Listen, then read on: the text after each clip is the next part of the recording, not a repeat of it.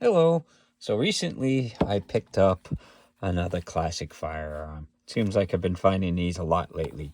So this is a Ruger P89, and um now I got this used. I paid $320, and it was the gun and the mag, and that was it. This came with one 15-round mag. There's no markings on it at all, so it doesn't even say a number. So I think it's factory mag, but who knows at this point.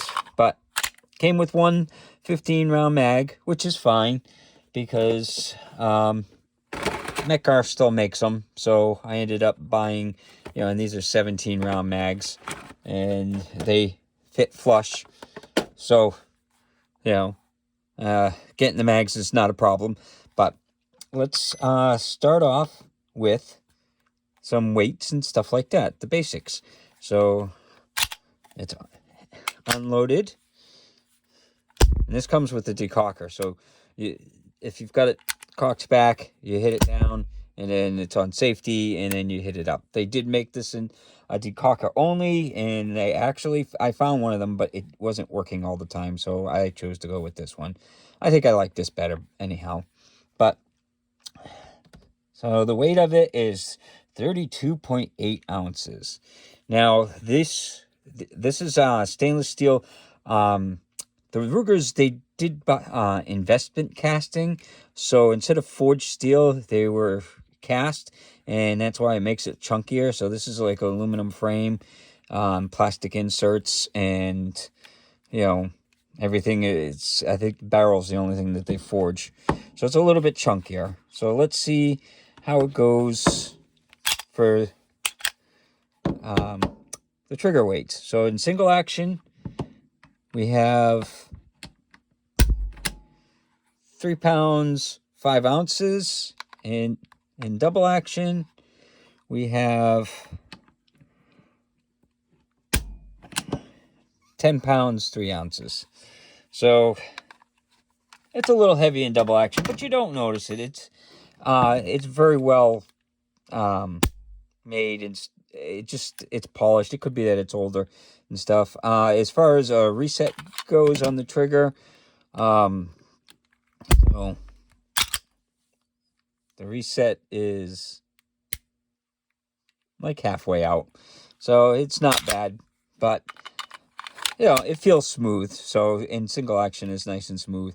And then there's the decocker. It hits the little lever when it goes down, and that's how it decocks it.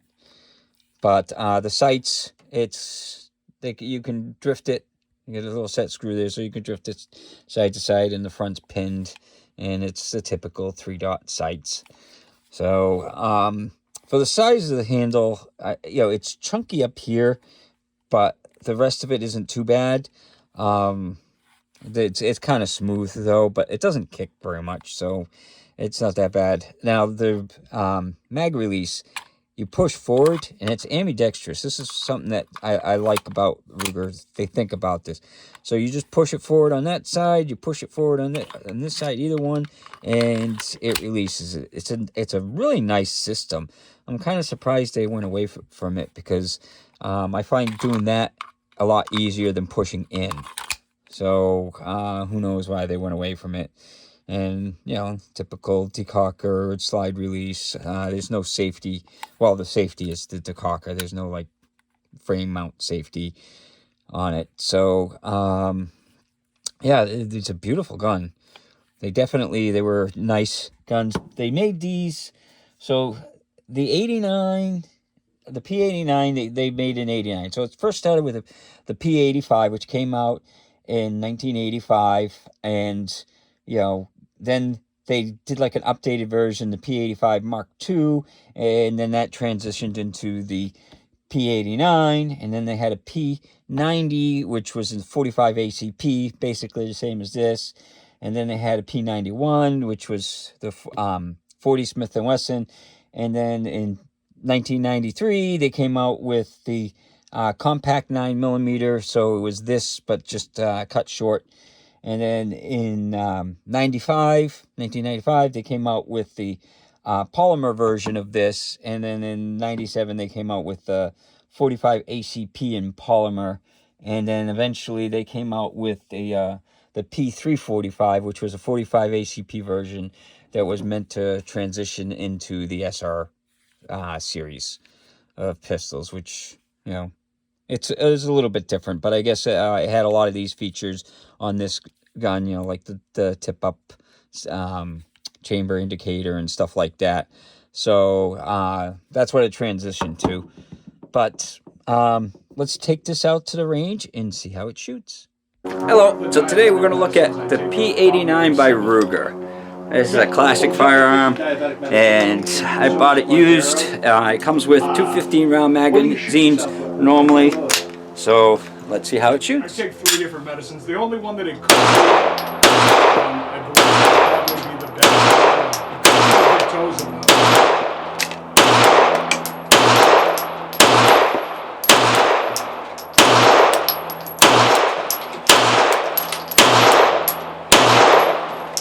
Well, no hiccups there. And now I'm going to try the 17-round Mekar. She's got to be dirty.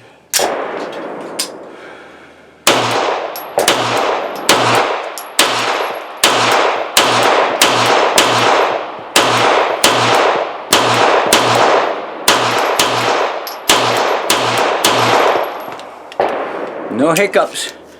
Very light shooter. Again, that's a Ruger P89. So, out at the range, I was firing the Blazer Brass 9mm 115 grain full metal jacket target rounds for it. And this is how I did when I was videotaping it. So this is 2 mags. And this was only at 7 yards. It was a short distance. But it did definitely very smooth shooter. Didn't have any real kick or anything like that. So, you know, it was pleasant to shoot. It's a little heavier than a lot of the guns, but, you know, that was back then. It was fine. So to take it apart, you pull out the mag, you lock it back, and then there's a little switch in there that you push down. And then from there, you let it slide forward, and then, I don't know if you noticed, there was a little round, and there's a little thing on the slide release that it goes through that. So as you can see, it sticks out the back there. So you just pull it back a little bit, and then you push this through, and it's a captive thing. So it goes out to that far, and then after that, you pull the slide off. So it stays in there. So if you don't know that, you're going to try and pull it out or whatever. And like, I forgot about this switch when I first tried to take it apart. And I was like, why is it coming off? And then I had to check on that. But so after that, you've got the recoil spring, which is all metal guide rod. It's not captive or anything. And then there's the barrel, which is, you know, it's got like the old 1911 lockup. And the size of the barrel is about 4.5.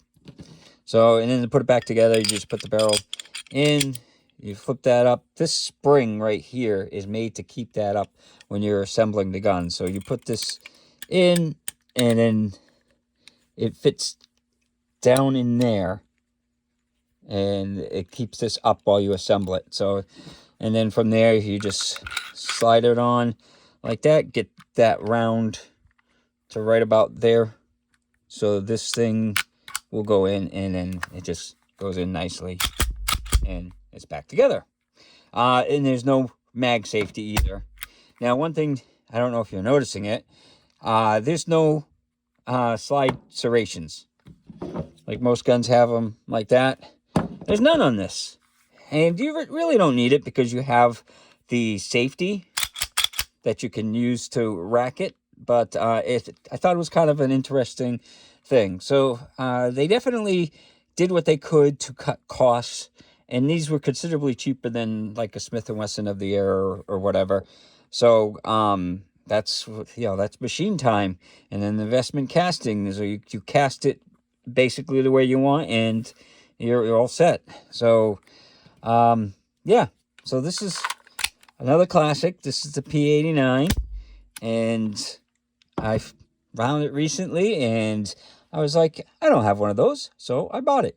So hopefully you enjoyed the video, and hopefully you have a good day.